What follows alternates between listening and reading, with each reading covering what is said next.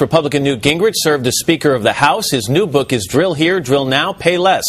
Speaker Gingrich, nice to see you as always. It's good to be with you, Matt. Let me get right into the content of this interview given by Sarah Palin to Charlie Gibson. On the subject of the Bush Doctrine, she was asked if she agreed with it. She seemed to struggle a bit, not quite understanding it. Then she went on to say what you just heard. And part of it was, Charlie, if there is legitimate and enough intelligence that tells us that a strike is imminent against American people, we have every right to defend our country. In fact, the president has the obligation, the duty to defend.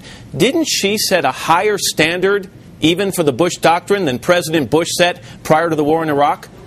Well, I think it depends on what you mean by the word imminent. I suspect if you went back and said to her, all right, if we find somebody is preparing a biological or nuclear weapon to use against us, would you wait until the last second? Would you move as early as you knew for sure they were against you? I think you get into sort of judgment calls there.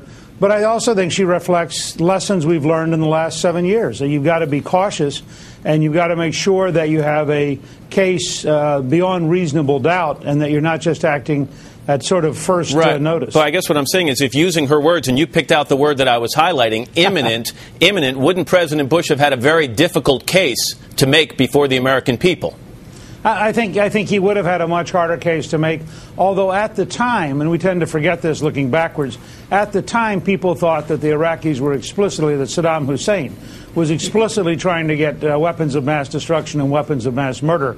And I think if you think somebody's actively trying to get a nuclear or biological weapon, you probably don't wait until they finish the weapon and are prepared to put it in a rocket. As she spoke to those troops getting ready to deploy to Iraq, including her own son Track, which we just mentioned, she said that they would be going off and they would defend the innocent from the enemies who planned and carried out and rejoiced in the deaths of thousands of Americans.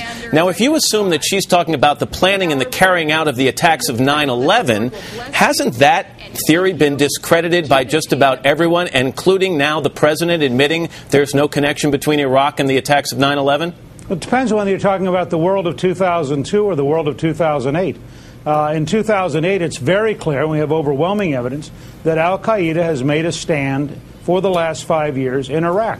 It's very clear that they have recruited and sent to Iraq thousands of people, foreign fighters from all around the Islamic world, who are dedicated to trying to kill us.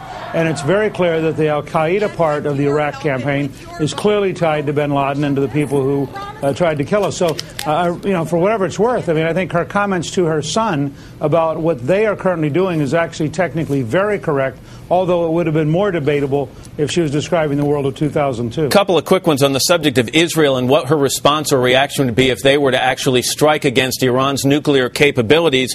She said that the United States should not second-guess Israel's steps to secure itself. And she repeated that 3 times. Didn't go into any more detail, any more nuance. Were you satisfied with that answer? Absolutely. I think if we were faced with the potential loss of a city the size of Tel Aviv or Haifa, we would be extraordinarily aggressive and not waiting to be wiped out. And I think that it's good for the Iranians to understand if they threaten the Israelis, they may pay a very high price, and we would not stop Israel from defending itself. And finally,